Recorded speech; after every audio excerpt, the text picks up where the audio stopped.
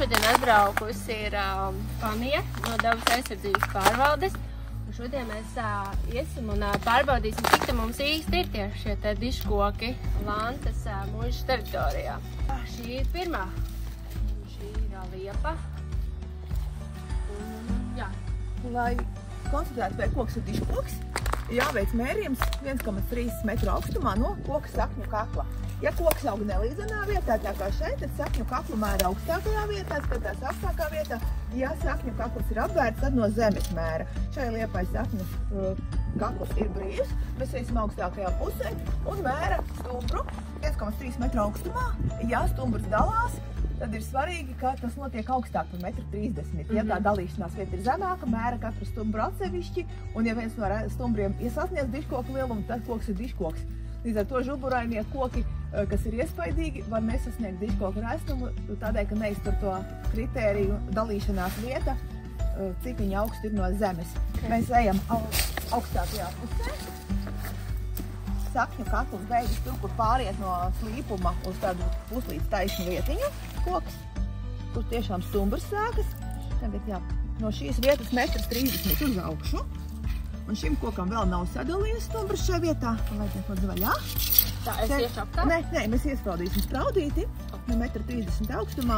Šī ir certificēta mērlenta, viņa ir kalibrēts mēra instruments, jo mērījumi ar šo instrumentu var izraisīt tiesiskas sekas, proti, kad mēs nomēram, tad koks ir un mēs konstatējam, ka tas ir diškoks.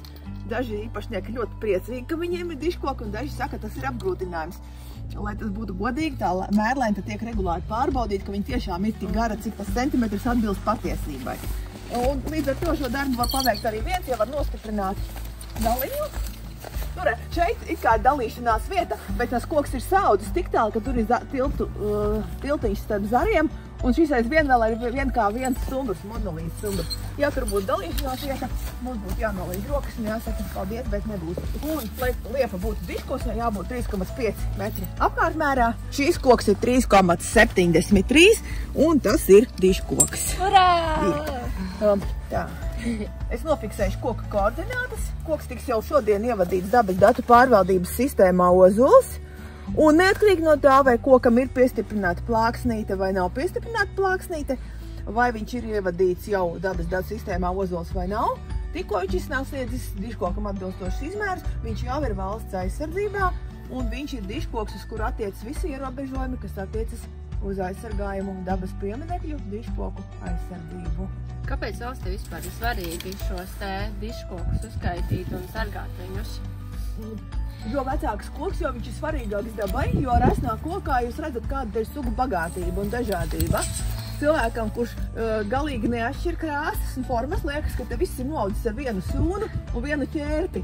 Bet, ja šeit pienāk sūnu un ķērpi speciālists, droši vien viņš uzskaitītu vairāk kā 10 sugas uz viena koka, neskaitot vēl bezmugurkaulniekus, tātad gliemežas, kukaiņus, kas apdzīvo šo koku. Mums jau domās sugas. Un arī kukaiņi, jā, kas arī bites un vaboles, vaboļu kāpuri, reto vaboļu kāpuri un putni, kas līdzdo kokos, kuri kaļ kokos dobumus. Tas viss ir ļoti svarīgi mūsu dabas sastāvdaļa, jo vecāks koks, jo viņš ir vērtīgāks dabai, tādēļ diškoki jāaizsargājam arī tad, ja viņi ir pilnībā nokaltuši, zaudējuši augstspēju, tas būtu tikai savs stumbenis, tas tik un tā būtu diškoks un aizsargājums koks. Jā, ministru kabineta noteikumi nosaka, kas ir atļauts un kas ir aizliegts dabas pieminekļu teritorijās. Dabas piemineklis diškoks ir teritorija, kas ir ne tikai pats koks, bet visa viņa vainaga projekti un vēl 10 metrus ārpus vainaga projektas liela teritorija. Tajā teritorijā ir aizliegts pārveidot zemsedzi, novietot priekšmetus, kas var traucēt koka barošanos režīmu, ūdens režīmu, veikt būvniecības darbus, iegūt derīgos izrakteņus. Tas viss ir ministru kabineta noteikumos numur 264 smalki aprakstīts. Ja tas tiek pārkāpts, tad var nonākt lielās nepatikšanās tas, kas to dara. Tās diškoku lietas šobrīd ir diezgan aktuāls. Nerunājot par to, ka koks varētu tikt nozāģēts arī tad, ja tiek bojāts zemsedz, tiek apbērtas saknes, tad tik un tā tas koks ir jāatbrīvo, tas pārkāpums ir jāizbeidz un kokam jāļauj dzīvot tādi, kā viņš ir.